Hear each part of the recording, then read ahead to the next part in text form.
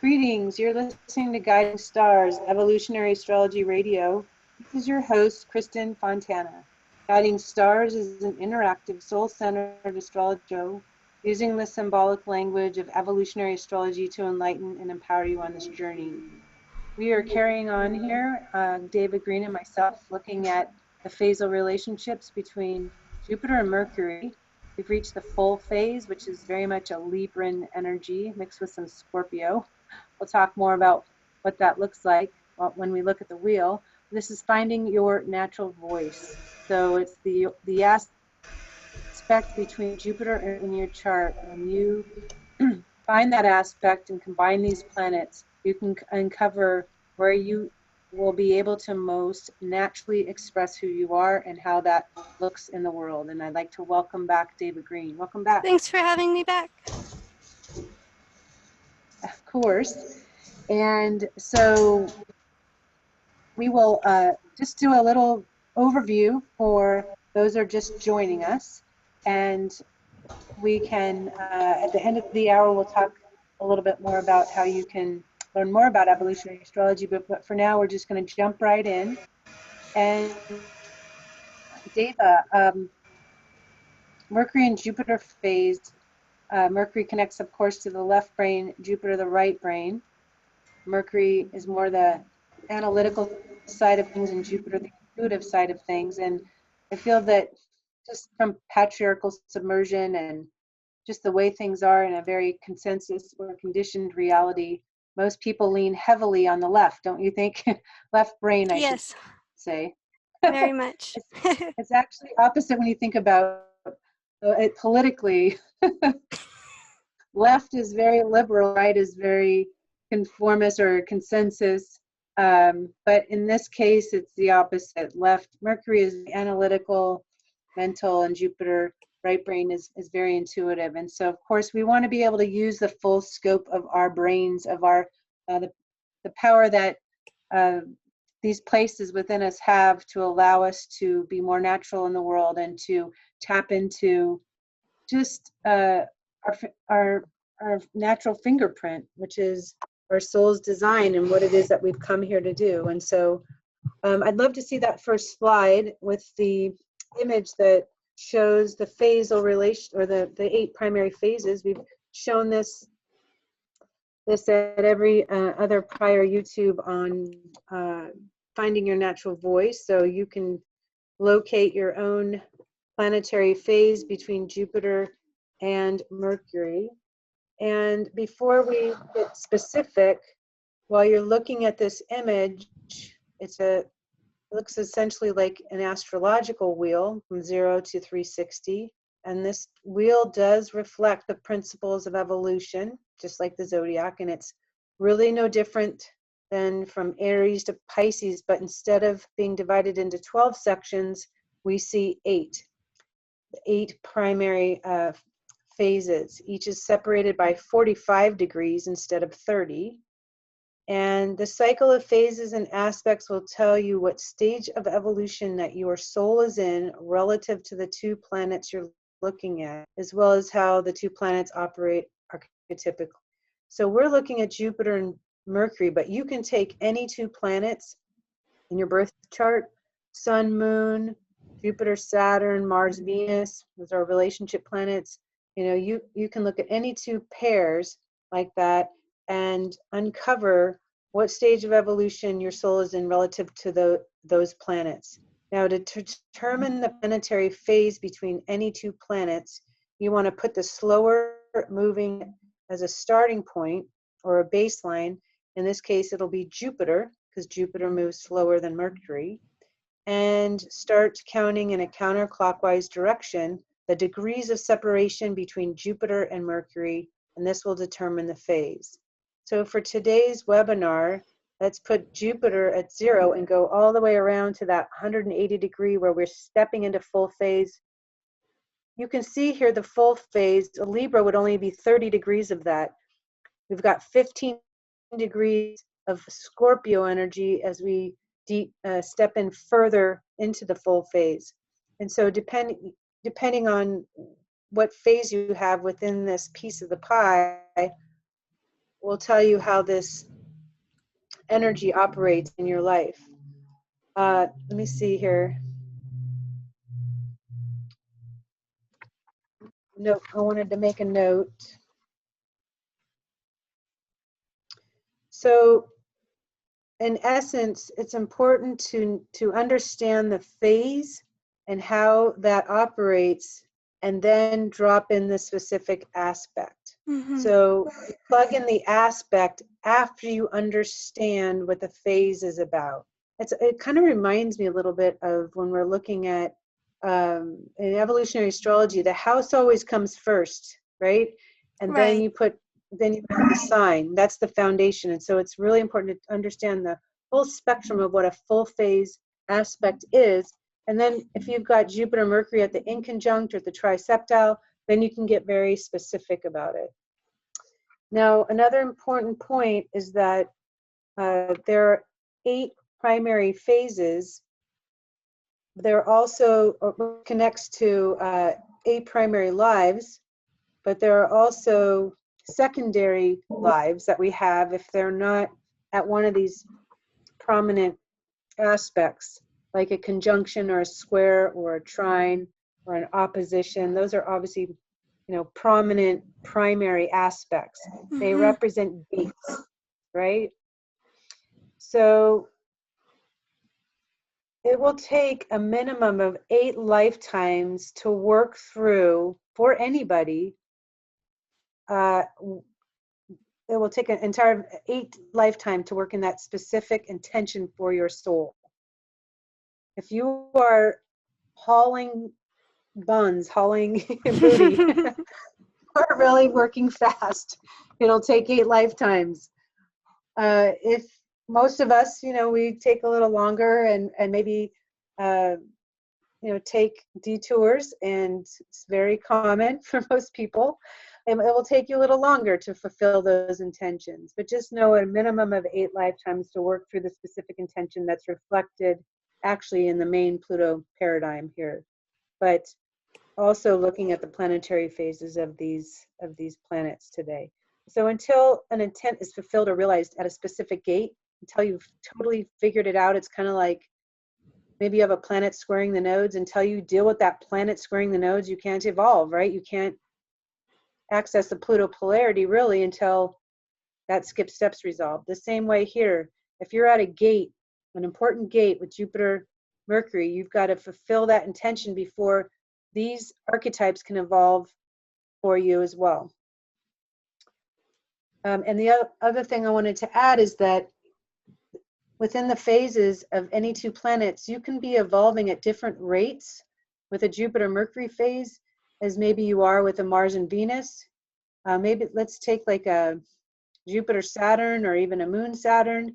Let's just say hypothetically that you're pouring your whole soul into the work that you do in the world and your ambitions, and yet your relationships are sort of on the back burner. You're not putting a lot of energy into them, maybe even avoiding the emotional work that's necessary. And so perhaps you're not moving as fast with that Mars-Venus phase as you are with some other planetary combination that's linked with your work and your life purpose and your message.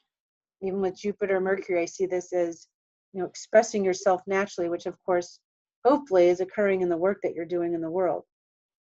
All right, so what did I miss, Deva? I just took the ball and ran with it, but. Yeah, it's great. I mean, the only thing I would add to that in terms of how we could expand or what we'll talk about today in this webinar too, which was right into dovetails with what you were saying, Kristin, about applying the phase before we apply the meaning of any given aspect. That gives it the needed context. Is that we will be talking today about an opposition, and we were talking about an opposition that was occurring in the gibbous phase in our last webinar, and we'll be talking about a full phase opposition. So you can't just take an opposition as an opposition. Again, you have to put it in the correct context to see how any given aspect will be manifesting and to get to the individualized context for that natal chart, for that soul, and so on. So looking from the transition that we'll talk about today, from the gibbous to the full phase, we can take in a specific aspect, the opposition, and we can talk about the real difference that that same aspect is going to make because of the phase that it's in.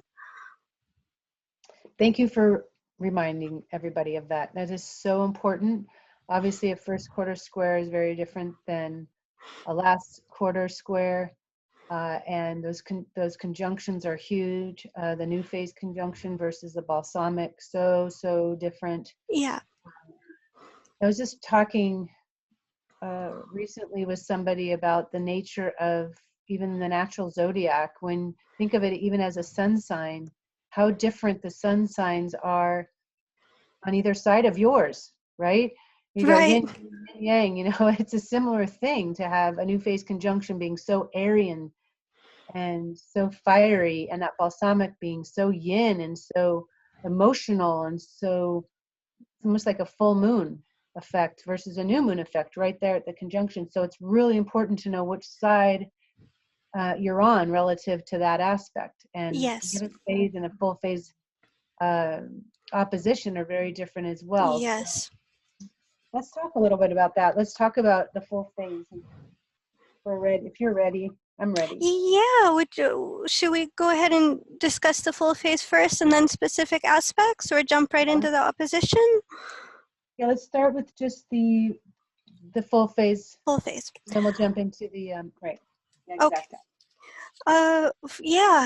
So coming from the gibbous phase was essentially learning an egocentric humility. It's preparation for the full phase. It's preparation to enter the social realm, to essentially become an equal with others. So in the full phase, the evolutionary intent having potentially been purified, the egocentric humility learned from the gibbous phase, we reach the full phase, and now it's meant to be socialized. We have to integrate that the original evolutionary intent within a given social system. And with that comes a lot of Libra lessons. It comes the lessons of cooperation, the lessons of balance, equality, of essentially not going to extremes. That's one of the most difficult parts of this phase, is that when you get into the full phase, there can be a tendency to fluctuate into emotional, psychological extremes. And why is that? It's because we're now experiencing the full phase. We're experiencing the full intensity of other people's beliefs, other people's ideas, other people's realities, so on. We're integrating into the social realm in such a way that we're experiencing that full force. And that within itself can create its own sort of extremity relative to social interaction and social withdrawal. The soul will feel a need to social interact because there's a need to establish the given evolutionary intent within the social system. And yet when too much social interaction happens, the soul can then feel overwhelmed. It can feel that it's losing its voice, its identity. It can lose its sense of being integrated within itself, so to speak, or can lose touch with itself.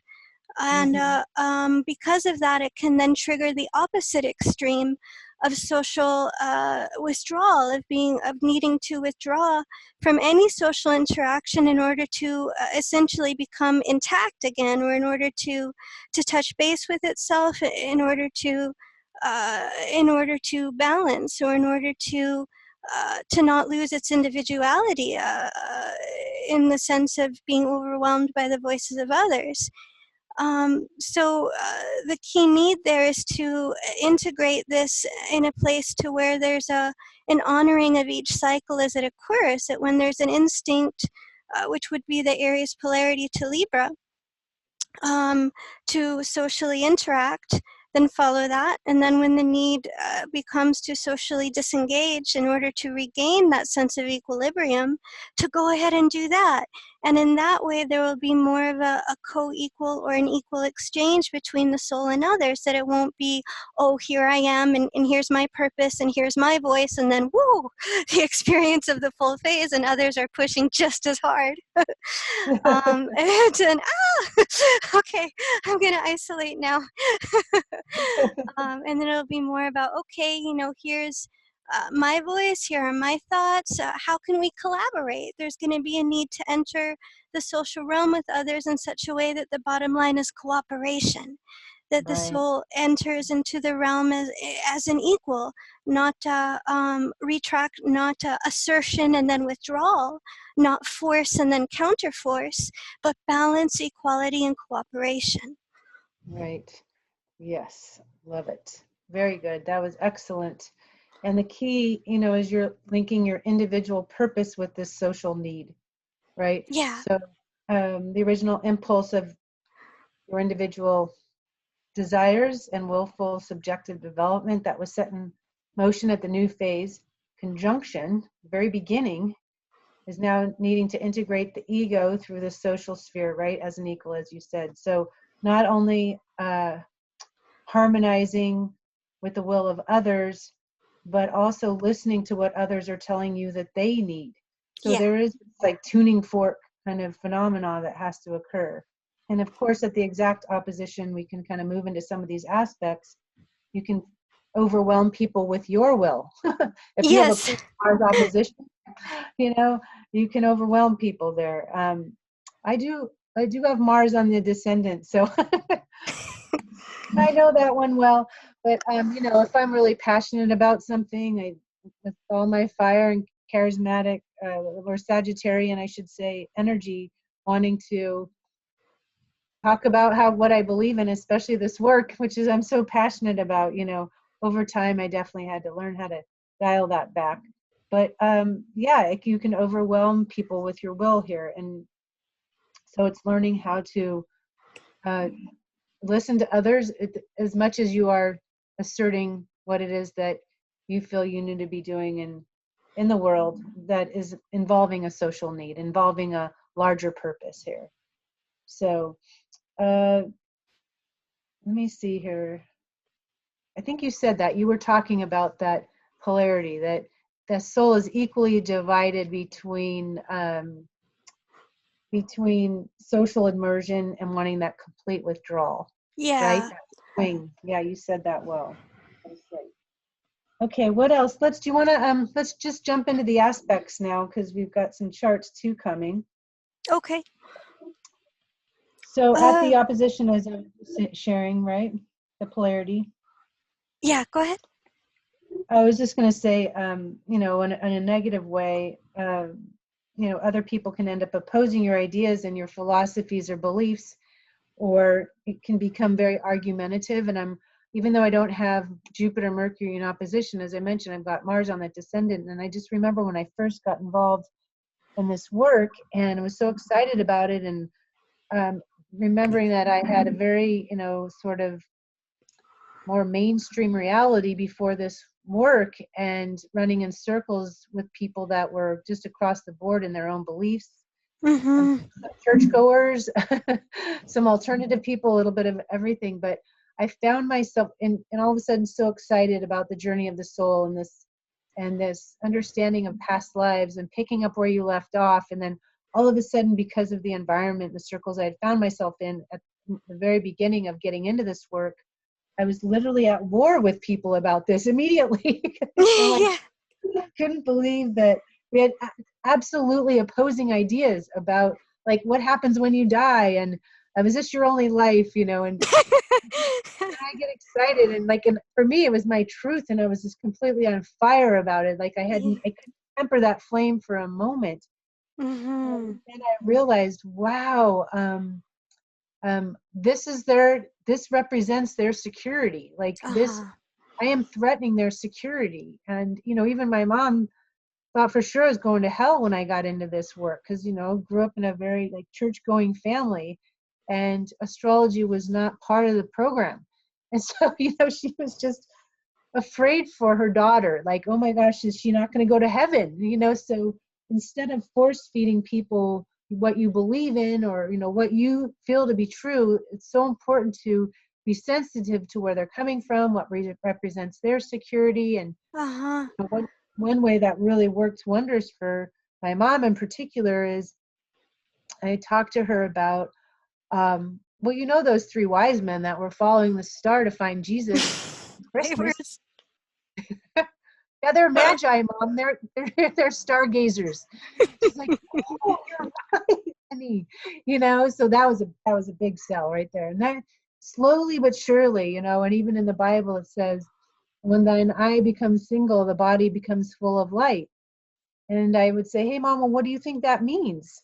Then I become single. That's the third eye. That's the third eye that you focus on in meditation. And this is what Jesus taught, that we could all have that universal experience, or that experience. We're all hardwired to be able to connect to the divine directly without some kind of intermediary. We don't need an right. external authority to show us the way. We can all just tune in.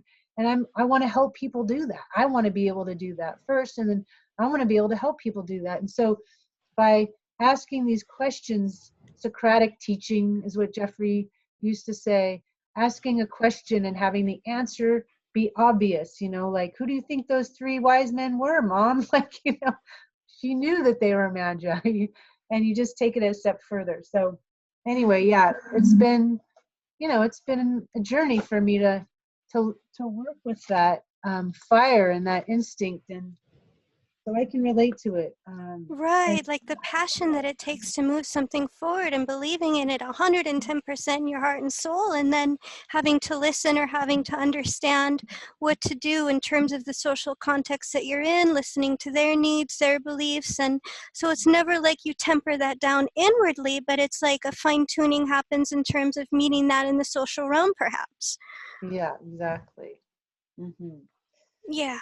I, So yeah, I just this whole thing around balance, to remind yourself when you're looking at a chart, or if you carry these signatures, that the Libran energy, the scales are out of balance. It's learning balance. It's not embodying the balance. So as you evolve through that phase, you are learning the art of balance. I think Gandhi has a Pluto-Mars full phase in the opposition. And of mm-hmm. course, he's trying to unite the will of the people, right? To have more equality and peace for his people. And he had to take off the fancy suits and walk around in a loincloth to be equal to those people. And so, that was an example of it, not with the Jupiter Mercury, but in a Pluto Mars phase of, how he walked in the world and, was trying to establish more harmony with others, and to be able to Mm-hmm. be in charge of how that might happen for his people. So I love that example here in this case. All right, so let's move within these aspects a bit.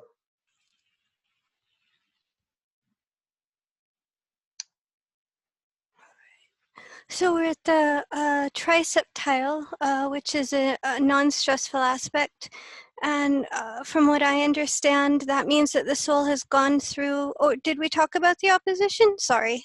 Pretty much. I mean, I feel Okay, like we covered it. Yeah. we covered that. Okay, so we get to the Triseptile, and now that the soul has gone through that process of uh, putting itself out there full force, and then meeting the will of others, so to speak, full force, and going through the balancing of that.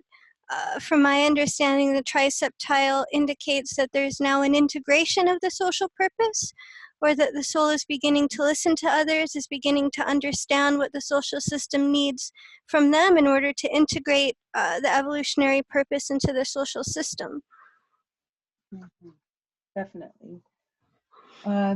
Yeah, that's a nice, kind of a lighter energy. You can see it's just a very small range of degrees there. And one thing I wanted to add, I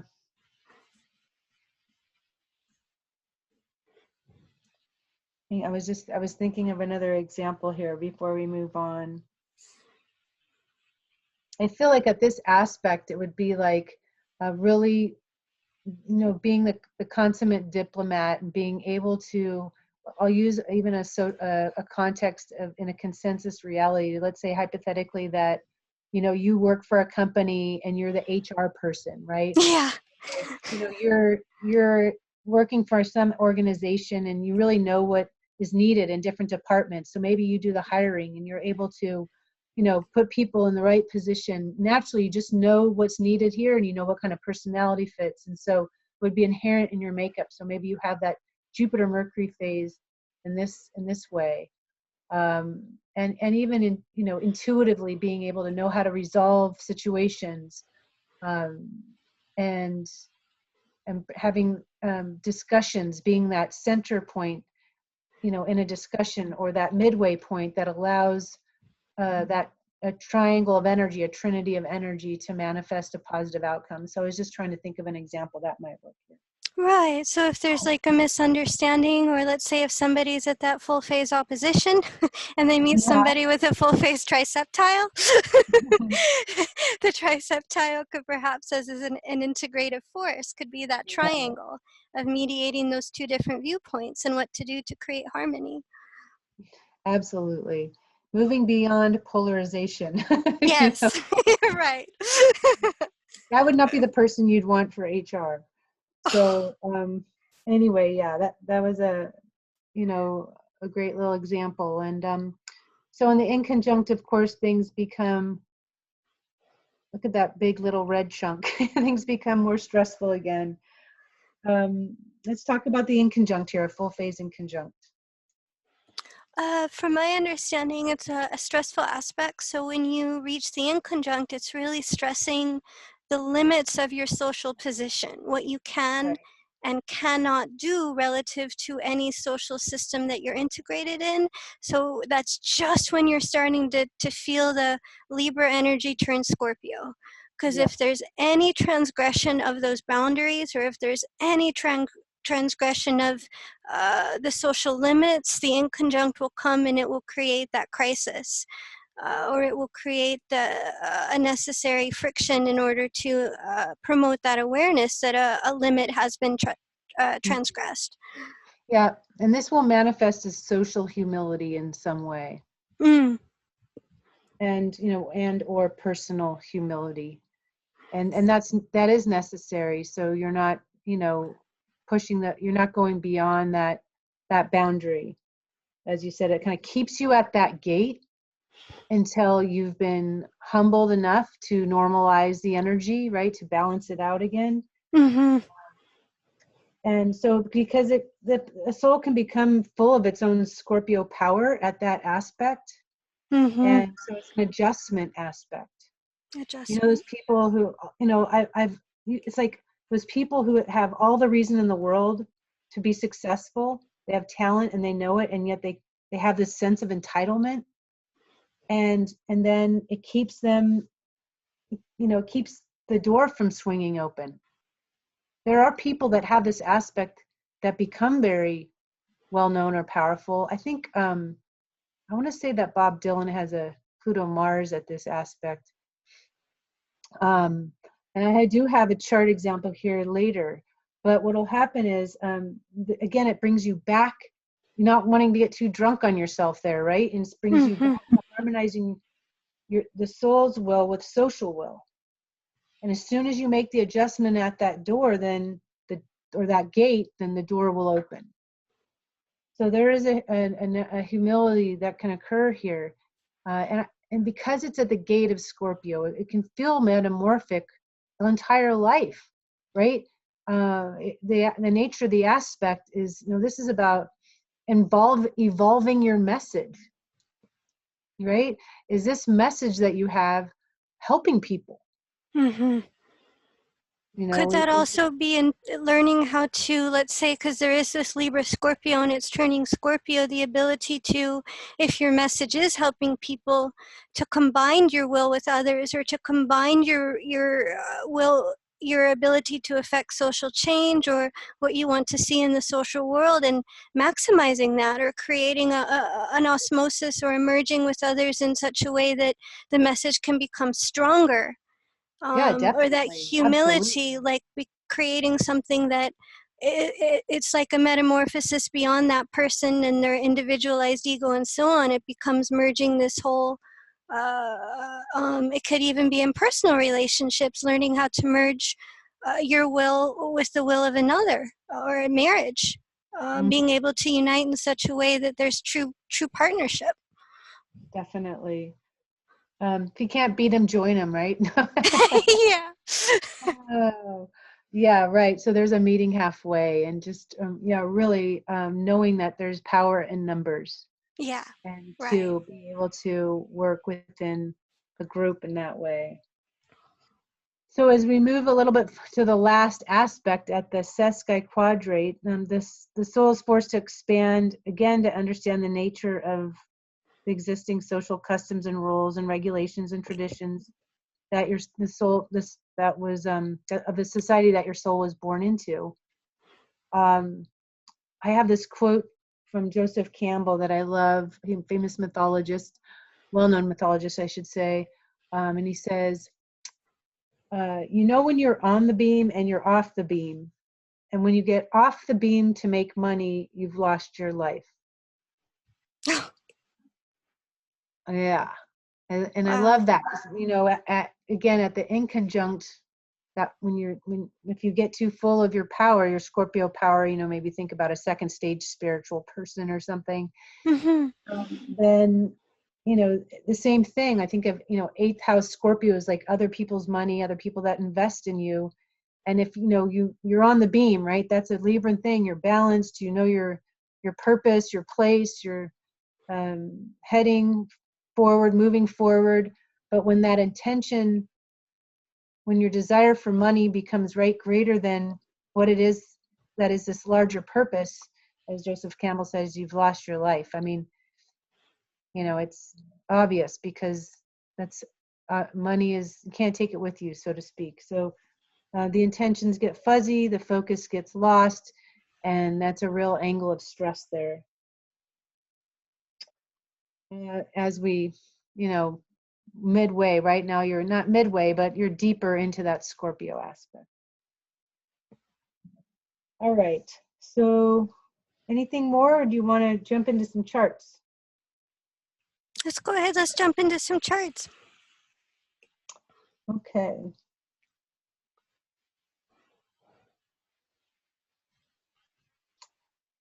Haha, that's a great picture. Linda, thank you. She found our little pictures.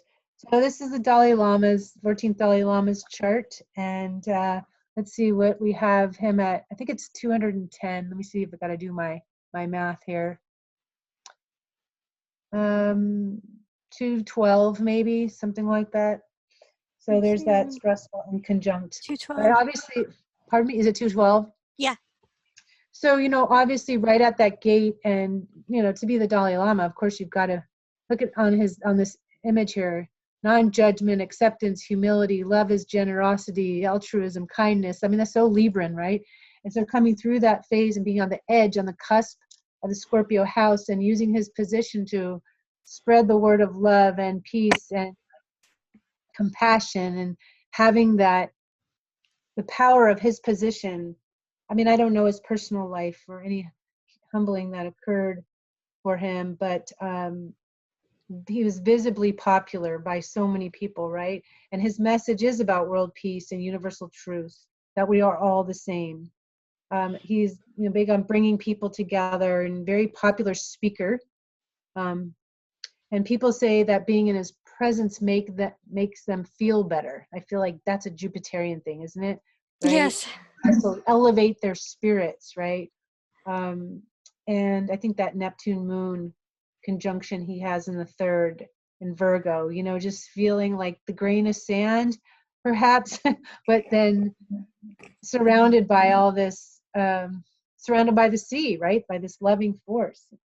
So he's clearly fulfilling the needs of people by, you know, reaching out in this way and helping them feel in greater harmony within themselves and amongst each other. This is his message, helping others to find happiness and harmony. So obviously the grand stage of the 5th house and Jupiter and Scorpio, that's retrograde, what he's teaching are natural laws about giving, sharing, and including, and feeling connected to something larger than yourself.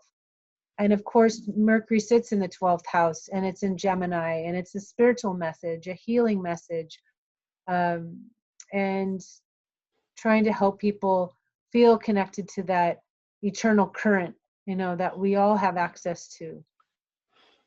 So, any thoughts that you want to share looking at this chart, Eva? Yeah, no, from my understanding, seeing that it's in the full phase, I believe he was the one who initiated. He's got Pluto on the south node in the first house. The first time Tibet ever picked its leaders, or ever picked a democracy. That at first it was the Dalai Lama who picked the cabinet, and he initiated that others be able to pick who they wanted as their electors, who they wanted in the cabinet. So looking at that in turn, looking at the Jupiter, the Mercury being in Gemini in the 12th, and the Jupiter being in Scorpio in the 5th, in the context of the nodal axis, Capricorn in the 7th, Pluto South Node Cancer in the 1st, it created a real shift, or it created an ability to affect a real positive change in the social system. By being able to express this natural voice just in the way you were saying, being connected to something larger than yourself, giving, sharing, and inclusion, centering in compassion and equality. So taking that in terms of the nodal axis as well, you can see the change that created long term for the social system.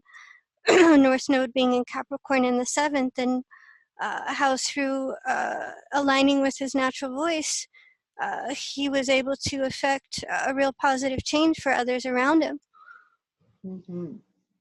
Wow, look at that Pluto South Node in Cancer too, with the ruler moon being balsamic to Neptune and Virgo. I mean, it's such a, typical classic signature for somebody who is so humble in their pursuits, right? Just following what they're guided to do. And also we talk about there's 3 different ways. With you have Pluto on the South Node, there's 3 different meanings of that depending on what this life is about for you. And one of them is,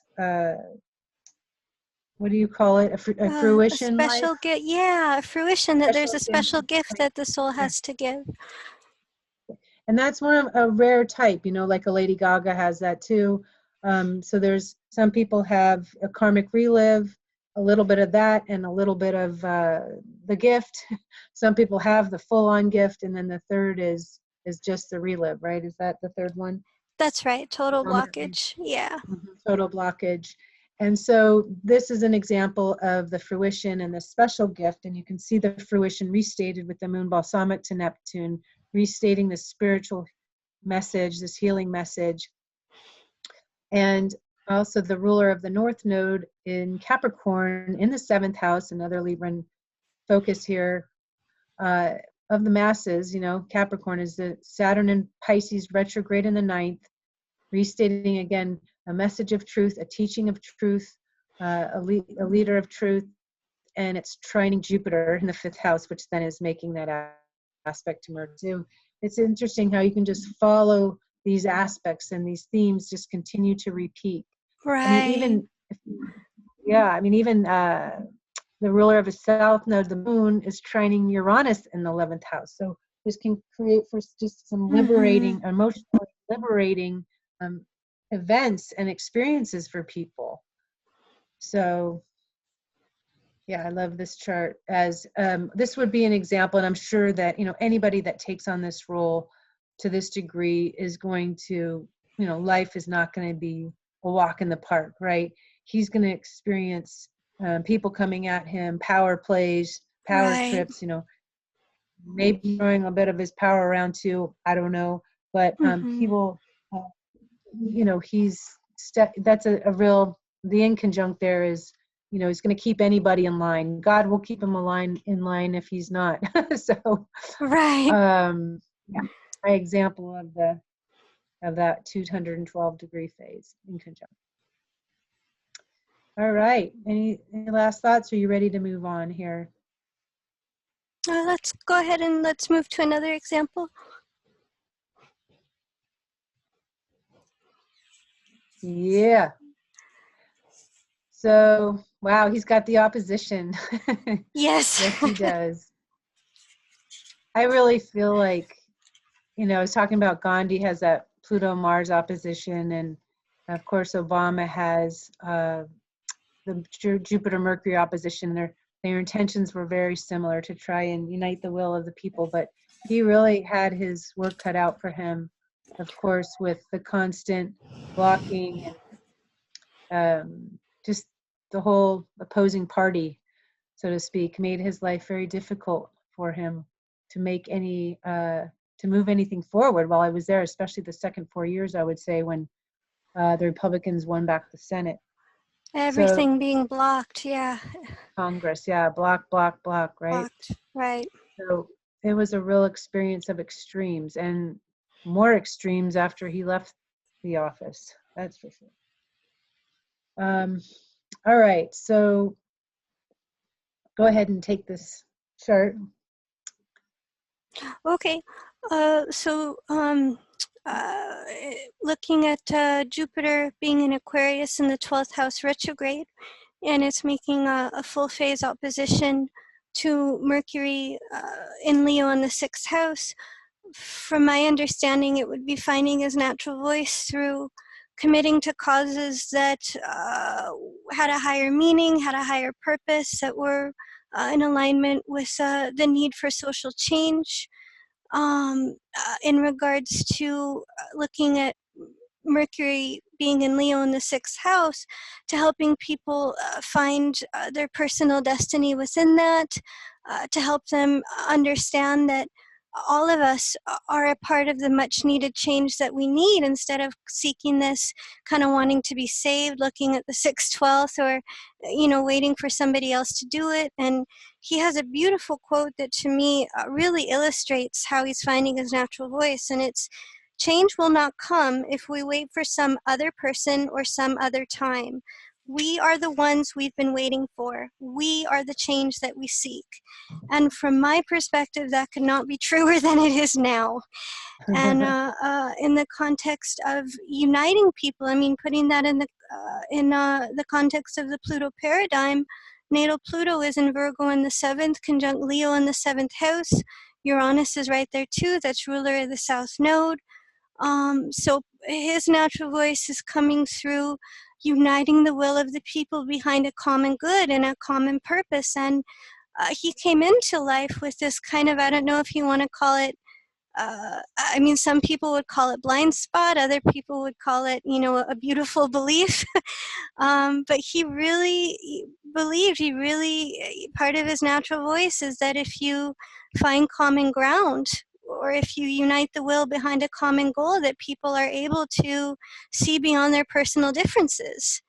That they're able to put aside whatever disagreements they have, if they understand, or if they're led to, so to speak, looking at the Leo, a common purpose that unites everybody.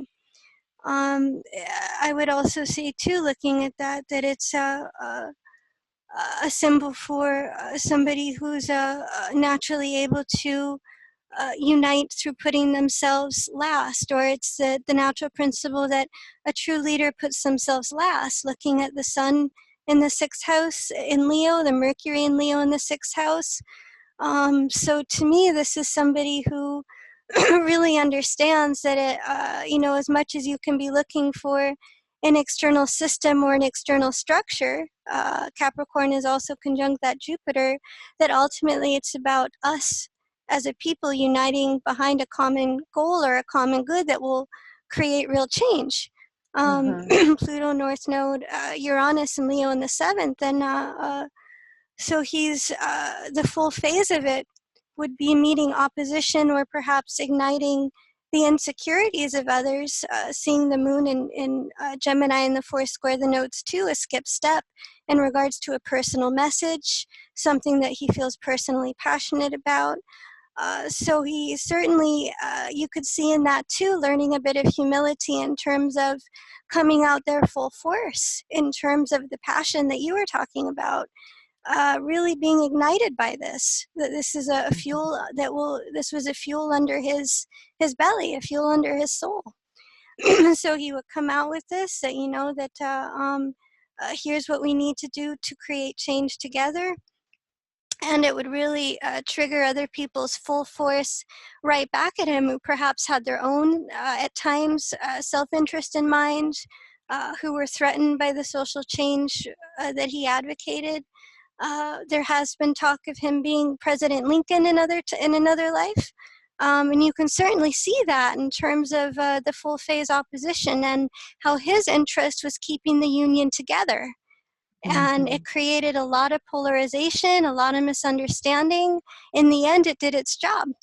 But you can really see that full force opposition in terms of other people's voices, being overwhelmed by other people's voices at times, experiencing opposition, and learning the balance, in a sense. So from my understanding, looking at this, it's uniting the will of a common people, and personally speaking, that could help him heal trauma of the past that he had, North Node, conjunct Uranus and Pluto, relative to delivering a message that was not always well received, or that was ahead of its time, South Node being in Aquarius, Jupiter being in Aquarius in the 12th. And I love the way that, where I could see that, the way that his wife, Michelle, described him as somebody simply not being interested in social position. I mean, and this person ended up with the biggest social position you could have. But his orientation towards it was really wanting to affect solid social change for a long time to come. And his role in that, his position in that, that wasn't his interest. It didn't matter to him. And so you can really see that in this full phase opposition, in terms of bringing that out in a social structure that was very much based on a lot of the times polarity. Lincoln certainly was president during a time of extremes. Barack's presidency was a time that became very extreme in terms of when the Republicans took over and won Senate and wanted to oppose all of his policies. So you can see the full phase in that, and how he was integrating his own voice in the social realm in such a way that it promoted unity, and it promoted the idea that change can only happen if we come together. Yeah, love it. That was an excellent analysis. One of the things that the reluctant ruler is, you're looking at the ruler of the North Node, Uranus being the sun, and it sits in the 6th house, of course. Mercury is there too, which rules his moon, and that's a skip step. So again, a strong Virgo energy there, and Mars in Virgo, of course, Pluto in Virgo, but Mars in Virgo. One picture that I'll never forget, in fact, I still have it in my computer, I just saw it the other day, was, I believe it was, toward the tail end of when he was campaigning. He wasn't president yet, but he was on the ticket and working hard, and he's in this little room and with his feet up on a desk, and he's on the phone. He's got, kind of putting his feet up on the desk to rest, and in the bottom of his soles of his shoes, there are holes. Holes on the bottom of his shoes, like he'd just been walking streets, and not caring so much about having the brand new shoes, right? He had holes in his shoes. And so I just love that image for the Saturn in the 12th with Jupiter, right? The feet, just walking hard, working hard for change, and then having just all the Virgo energy, not needing to run to Bloomingdale's to get the latest fancy whatever for his feet. He's wanting to he wasn't all about that, labels, things of that nature. So all right, excellent, love it. We have one more. I thought we had one more. There it is. Okay. Wow. Pretty in pink. Pretty powerful. Um, Yeah. Pluto on the ascendant there. Balsamic to the sun. That is, I don't know if I've seen her chart before. This is South Node in the 8th. My goodness. Okay, so Jupiter is in the 7th in Aries retrograde. And wow, we've got an exact opposition here.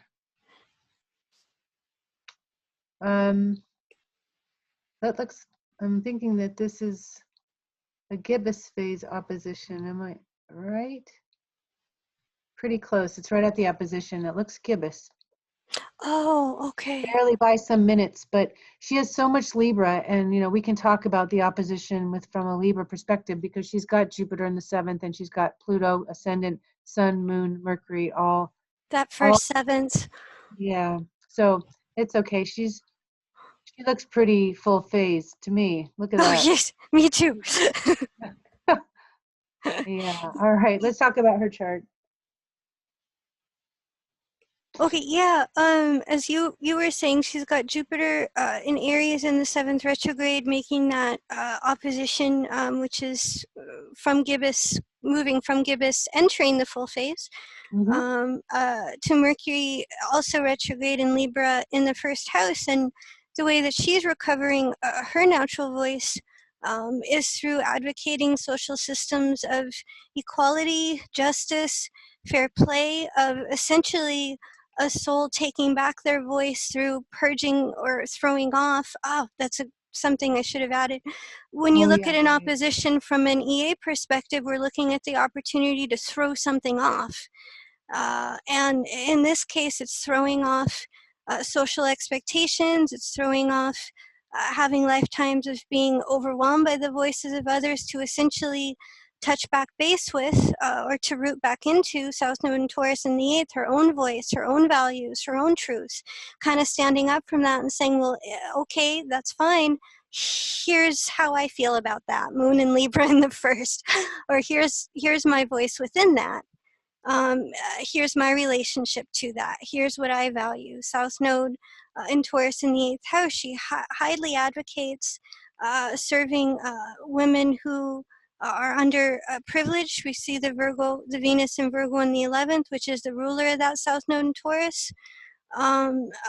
Women, she is desiring to create an overall sense of equality, justice, and fair play through the dynamic of diversity, or relativity, that essentially it's touching base with. This is, you find what works for you. It's like having this whole freedom, or it's like having this whole discovery process to give yourself the emotional freedom to pursue or to discover what your own voice is, what your own truth is.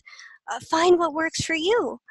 Instead of adopting to anybody else's voice, anybody else's truth, and so on. Seeing this Mercury Jupiter opposition in Libra in the first house. And one of the quotes by her that I love, because it really, to me, illustrates her her connection to to equality, to remaining true to one's own voice. She says, it's always easy to judge somebody until you understand their truth and you walk a mile in their shoes. So she's really, talking about how everybody in their own evolutionary journey reaches a point to where they have to have the freedom to find themselves or to discover themselves, to throw off voices of expectation, or to throw off voices either within relationships or society that would try to form or dictate how that soul communicates. And Mercury in the first is going to be very much like a Mercury first phase. They don't want any restriction into what they can say or think, or they want their own platform. And one of the from a report about her too, in her starring role on the Titanic, she fought to be cast as the lead character Rose. They were considering other actresses, and they told her that, and she literally said, no, you don't understand. Don't consider anybody else, because I've become Rose. I've become the character. Pluto in the 12th. I mean, she could totally empathize with her. She was really, to me, that's part of that full phase too, is being able to hear somebody else's view and yet be able to communicate why it is that you feel the way that you do, or to communicate your point of view. And she got the role.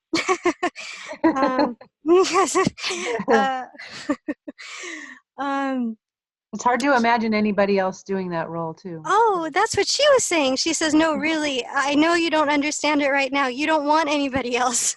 Like, if you want me, trust me. And That's amazing for somebody with Venus and Virgo, right? To have that kind of certainty and self promotion on the subject. I know. Yeah. Great, I love it. Wow, that's good. She's done a lot of other roles too. Besides that, do you have any other films in mind? I'm trying to. Yeah, she starred in the Revolutionary Road with Leonardo DiCaprio. Mm-hmm. And that was a really good film about, she describes it as the fracturing of domestic life when you try to stay in a pleasing relationship, or when you stay in a relationship based on one another's expectations, and in trying to fulfill somebody else's desire of who you should be, and vice versa.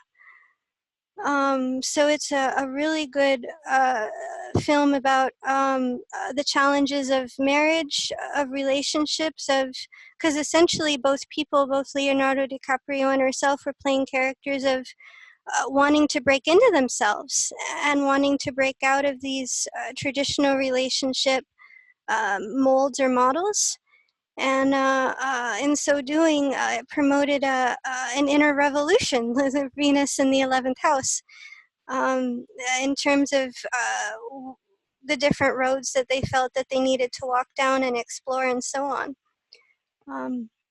Yeah, So that was classic Libra. That's just a classic movie for her to pick from, with all that Libra energy. Right? Yeah, she says she loves to pick films, or she loves to play characters where either women are experiencing challenges, or they're trying to overcome personal problems. It's like with Venus and Virgo, there is an element of speaking for the underdog, or speaking for those who are underprivileged and seeking to find their way, or to find their voice. Well, think about one of her earliest films in the 90s was Sense and Sensibility. It's this whole just it was really, I think it took place in, it's a movie based on the book, so right, that took place in England at some point. Everything's based on how things are proper and not, and relationship and everything else, and the conformities, and so I just I'm trying to remember the actual